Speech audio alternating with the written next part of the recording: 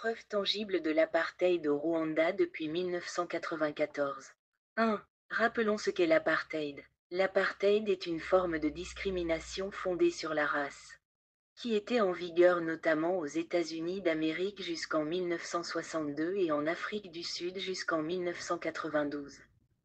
Ce système insidieux empêche un groupe de la population d'entrer dans tel ou tel endroit ou de faire telle ou telle activité simplement à cause de leur race. Dans l'apartheid, la race constitue le moteur de toute organisation gouvernementale ou privée. D'une part, l'apartheid dépouille certains de leurs biens, et d'autre part, il permet à d'autres de jouir des biens volés ou discriminés sans être poursuivis. 2. Les signes de l'apartheid au Rwanda depuis 1994. L'apartheid dont il est question au Rwanda est systématiquement organisé par un petit groupe de Tutsis venus principalement d'Ouganda et du Burundi en 1994. Cet apartheid consiste en la gestion politique, sociale, économique, culturelle, religieuse du pays en excluant le reste de la population pour bénéficier seul des biens et des avantages du pays qu'ils partagent en premier lieu avec l'élite occidentale qui les a mis au pouvoir. Les premières victimes de cet apartheid atroce sont les Hutus qui ont presque tout perdu si bien qu'il leur est interdit dans le pays de reconnaître ou d'honorer leur ethnie Hutu. Se déclarer Hutu est considéré comme un crime grave par l'apartheid Tutsi. Cet apartheid Tutsi est un système qui met injustement tous les Hutus dans le même sac de criminels. Qu'ils soient bébés ou vieillards, il les qualifie de génocidaires. Ce système d'apartheid Tutsi exclut tous les Hutus de la présomption d'innocence et les condamne tous comme un seul homme à vivre sous le joug d'un génocide dont la plupart connaissent par ouï-dire. Dans l'apartheid organisé par un groupe de Tutsis au Rwanda et soutenu par l'élite occidentale, la race joue un rôle puisque les Blancs sont les premiers bénéficiaires du système. Mais surtout cet apartheid tourne autour de l'ethnie. Il favorise visiblement les Tutsis en général et nuit et met à l'écart les Hutus en général. Nous allons présenter les preuves tangibles de cet apartheid dans divers et importants secteurs de la vie du pays. 2.1. Le rôle des Blancs dans le pays. Depuis 1994, le Rwanda a été placé entre les mains des Blancs de manière exagérée. De fait, le Rwanda est le premier pays au monde à lutter activement pour que les Blancs obtiennent la citoyenneté sans aucun obstacle. Ainsi, le numéro 1 pour recevoir le meilleur du Rwanda ou pour bénéficier des avantages économico-politiques est un homme blanc depuis 1994. Le citoyen le plus honoré au Rwanda c'est le blanc comme c'était le cas en Afrique du Sud avant 1994. Il s'agit en fait d'un apartheid. L'apartheid mené par un groupe de Tutsis qui appelle les Blancs à hériter les terres des Hutus après les avoir tués ou expulsés de leurs terres sans compensation. Ce système d'apartheid expulse aussi et dépouille de leurs biens certains Tutsis qui n'ont pas adhéré à sa politique infâme d'extermination des Hutus et qui refusent d'être partisans de leur ostracisme orchestré par l'élite occidentale. 2.2. Gouvernement. De 2000 à 2034, le président de la République doit être un Tutsi. Le nom de l'un d'eux a été intronisé et exalté depuis 2000, Paul Kagame. Par conséquent, aucun Hutu ne devrait même rêver qu'il peut être le président du Rwanda. La raison pour laquelle Kagame a été choisi est qu'il est Tutsi venu de l'extérieur. Aucun Hutu ne doit plus recevoir les honneurs présidentiels dans la Maison Blanche du Rwanda appelée Urugwiro. Ce palais appartient désormais aux Tutsis. C'est cela l'apartheid. Alors ce président Tutsi va nommer les ministres qu'il veut.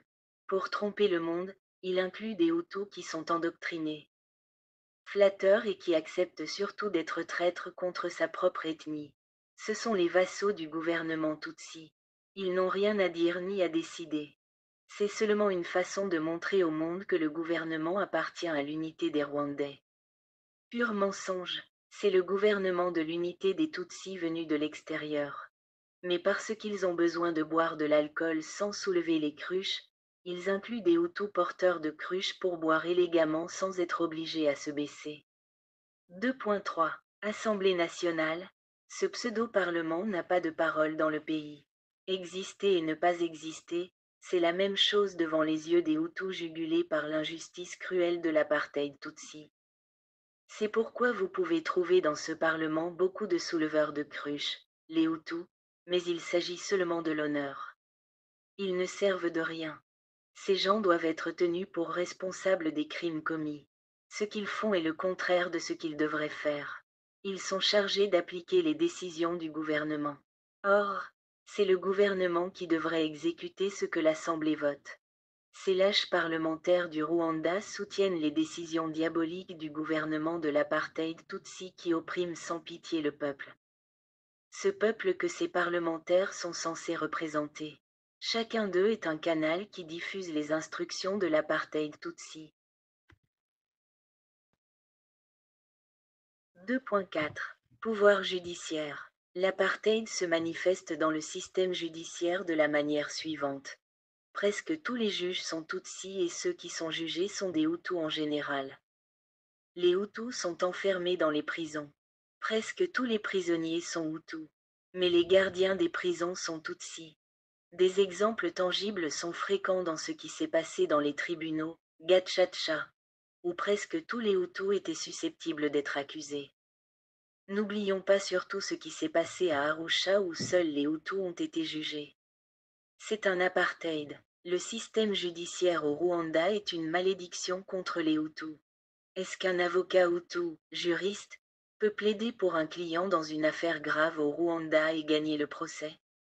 S'il y en a un, il aura accepté de travailler sous le régime de l'apartheid Tutsi en soulevant les cruches. 2.5. Médias.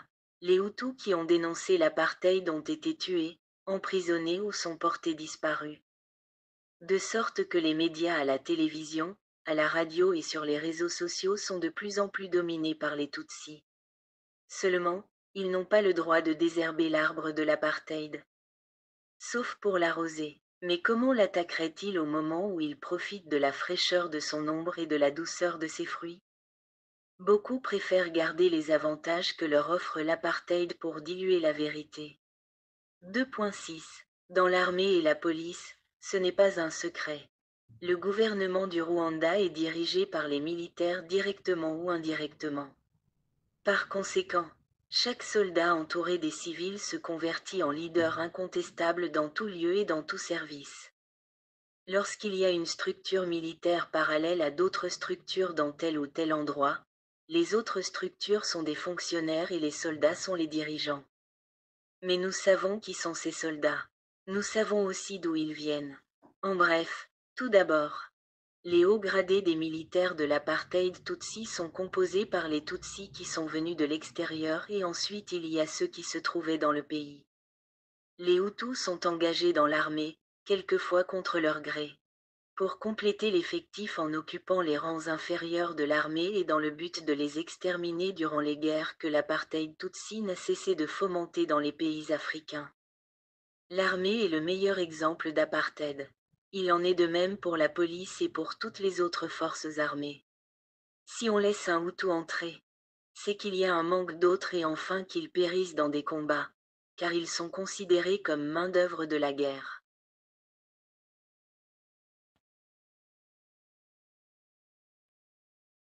« 2.7. Autres hautes fonctions. Cadres supérieurs dans divers ministères, dans les ambassades rwandaises à l'étranger, employés dans les ambassades étrangères au Rwanda. Personnel public dans les provinces, les régions, les secteurs, les cellules et les villages. Partout, c'est le même apartheid. Le Tutsi qui est venu de l'extérieur est celui qui est placé à la première place. Ensuite, le reste est donné aux Tutsis qui étaient au Rwanda avant 1994. Et s'il y a les miettes qui tombent de la table des patrons, on les donne aux Hutus qui acceptent cette humiliation. De fait, chaque Hutu qui rejoint l'apartheid Tutsi change totalement de caractère. La peau est Hutu, mais à l'intérieur de sa personnalité, il se comporte comme un Tutsi qui est venu d'Ouganda. D'autant plus que tous subissent d'abord un lavage de cerveau dans les prisons ou les camps de propagande de longue durée qu'ils subissent avant d'exercer quelque responsabilité. Ils font aussi un rite et un vœu de fidélité absolue au principe maléfique du FPR Inkotani. 2.8. Les banques et toutes les institutions qui traitent avec l'argent. Là aussi. C'est triste de voir les pratiques mises en œuvre par l'apartheid Tutsi. Avant 1994. Il y avait des véhicules automobiles qui rentraient chaque soir dans les zones rurales après un travail financier dans les villes. Avant 1994. Beaucoup d'agriculteurs possédaient des véhicules automobiles. Tout cela a pris fin. La plupart de ces riches ont été tués. D'autres ont été emprisonnés et d'autres ont été privés de leurs terres et de leurs biens. Et tout cela a pris fin à cause de l'apartheid Tutsi. Un Hutu qui essaie de survivre économiquement est celui qui accepte de mener ses affaires dans l'intérêt de cette bande de Tutsis. Les banques appartiennent aux Tutsis. Les fonctionnaires banquiers sont des Tutsis. Quand une miette tombe sous la table, elle est donnée aux Hutus qui acceptent de laver les assiettes de cet apartheid. 2.9. Médecine. Y a-t-il un Hutu qui a son propre cabinet médical au Rwanda? Si c'est le cas, alors c'est qu'il a accepté d'être un instrument de l'apartheid. En revanche, les cliniques, les cabinets médicaux, les pharmacies et les hôpitaux sont tous contrôlés par les Tutsis. Les Tutsis sont aussi des médecins spécialistes car ce sont eux qui ont la possibilité d'aller à l'étranger pour décrocher les diplômes de spécialité. Dans tout cela, s'il y a une miette qui tombe de la table, elle est donnée à un Hutu qui accepte d'être le souleveur de leur pot de bière. 2.10. École, éducation, là, c'est un scandale rocambolesque. Car il s'agit de l'éducation d'enfants innocents qui sont exclus par le système d'apartheid. Effectivement, il y a des écoles où les Hutus ne mettent pas les pieds. Il y a d'autres écoles de catégorie inférieure pour les Hutus. La plupart des Hutus sont dans des écoles qu'on appelle péjorativement. Je n'ai rien récolté. C'est à dire en Kinyarwanda, Nararumbiye. Dans ces écoles, beaucoup terminent sans savoir ni lire ni écrire après 12 ans d'études. Nous n'exagérons rien, puisque c'est le plan de l'apartheid Tutsi qui veut maintenir tous les Hutus dans l'ignorance tout en pourchassant dans le monde entier tous les Hutus qui ont fait de bonnes études. Effectivement, beaucoup de Hutus intellectuels ont été tués, d'autres croupissent dans la misère et le désespoir dans les prisons rwandais. D'autres sont poursuivis par l'apartheid Tutsi dans les pays étrangers en fabriquant des accusations contre eux ou en détruisant insidieusement leurs affaires et leur futur. Les Tutsis venus de l'Ouganda et du Burundi quand eux ont leurs propres écoles où les Hutus ne peuvent pas être admis. Ils envoient aussi leurs enfants dans les écoles étrangères pour échapper ainsi au sort qu'ils réservent aux Hutus obligés à se contenter de ces écoles bidonnes que le FPR Inkotani empêche d'avoir. Des professeurs compétents. En plus, le système de promotion automatique en vigueur au Rwanda est un venin contre l'éducation compétente et adéquate. 2.11. Aménagement du territoire. Nous le savons bien. Les Tutsis de l'apartheid ont pris le pouvoir après avoir exterminé les Hutus qui vivaient dans les régions plus fertiles de l'Est et du Nord du pays. L'apartheid Tutsi les ont exterminés. Et il a hérité leurs terres comme Achab qui assassina Nabo pour hériter sa vigne. Ils héritent ces terres en sachant que personne de cette famille ne viendrait leur demander quelque chose. Ils prennent le bon soin de les pourchasser partout pour être sûrs qu'ils ont tous été assassinés. Toutes les bonnes terres et les champs du pays ont été pris par les Blancs ou les Tutsis. Surtout dans la capitale Kigali, dans l'est du pays et dans le nord où vivaient les Hutus plus vigoureux et qui savent entretenir leurs terres pour le bien de tout le pays. Donc, dans le pays, il y a la faim parce que les champs fertiles sont devenus des pâturages où ils sont utilisés à d'autres fins. Il y a des zones où les Tutsis habitent seuls après que les Hutus aient été chassés ou emprisonnés ou tués. Il y a aussi des zones où on a construit les maisons seulement réservées aux Tutsis. 2.12. Occupation, emploi. On sait que l'agriculture était pratiquée par les Hutus en grand nombre. Maintenant, ce métier a été détruit par l'apartheid Tutsi dans l'intention de causer des ennuis contre les Hutus dans le pays.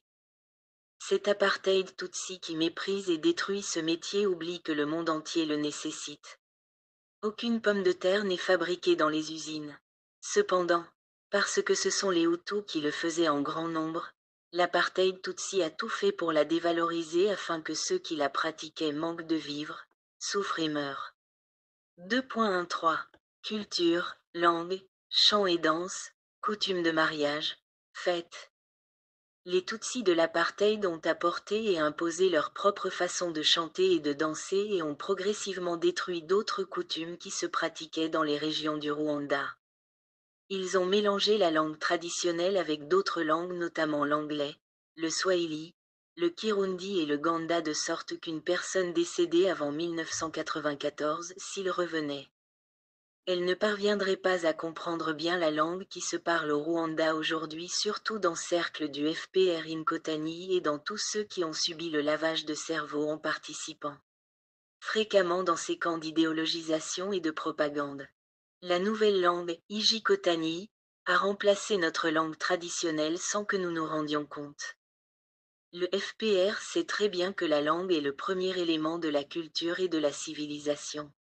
En forçant les gens à sortir de sa tradition linguistique pour entrer dans la sienne, il va changer le reste de sa vie selon son plan. C'est aussi dans ce sens qu'il a chassé le français du pays, et il a imposé brusquement l'anglais sans avoir préparé les esprits. Il a ainsi rendu caduque la formation linguistique des Hutus et des Tutsis qui vivaient dans le pays avant 1994 et il a favorisé le petit groupe Tutsi qui venait de l'Ouganda. Cela aussi constitue un fait d'apartheid. En plus, ils ont détruit la tradition de partager la boisson dans une même canette ou cruche en tirant la boisson avec un même tuyau à boire. Ce qui favorisait la convivence sans dédain ni rejet de l'autre. Cet apartheid établit des normes très coûteuses pour célébrer des fêtes en bannissant la façon modeste de préparer les lieux de fête en matériaux locaux et en exigeant l'usage des tentes mobiles pour événements festifs fabriqués dans les usines. Ce qui appauvrit la population et enrichit l'apartheid Tutsi qui commercialise ces tentes.